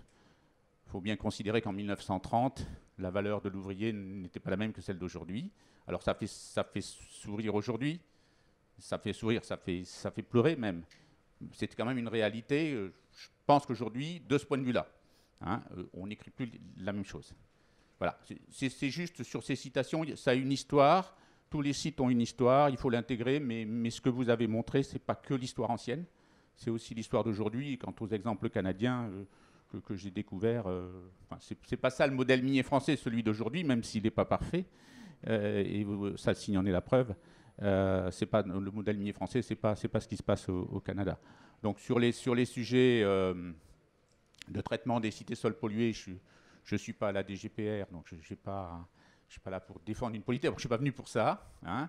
Mais la politique, effectivement, des sites et sols pollués, j'ai mise en œuvre il y a encore quelques années, effectivement, et pas celle de la dépollution, mais celle de la maîtrise des effets sanitaires qui ne sont pas atteints en ce qui concerne Salsigne. Vous l'avez montré. Ça mérite quand même d'être rappelé. Après, on peut en penser ce qu'on en veut, on peut demander autre chose, mais cette politique est affirmée, hein, je ne fais que la rapporter. Voilà, alors ensuite, sur les conclusions de M. Simard, les pistes que vous évoquez, on est moins loin, hein, je pense quand même, sur le chemin, mais les pistes que vous évoquez sont bien celles qu'aujourd'hui on explore à la fois à travers la modification du code minier, et à travers le travail de mines responsables qu'on est en train d'entreprendre par ailleurs. Concernant le code minier, puisque ça a été dit, mais le chapitre suivant porte sur l'évolution de la législation, je crois. Donc je peux peut-être regarder ça pour la suite. On aura plus de temps pour les pour questions justement sur la dernière table ronde qui concerne le code minier. Donc je vous remercie pour votre attention. On va avoir une toute petite pause de 10 minutes. Et puis on va revenir pour la dernière table ronde, vous aurez encore du temps. Je suis désolé, hein, il y a énormément de questions, on est obligé de faire des choix. Donc merci, on peut applaudir les intervenants.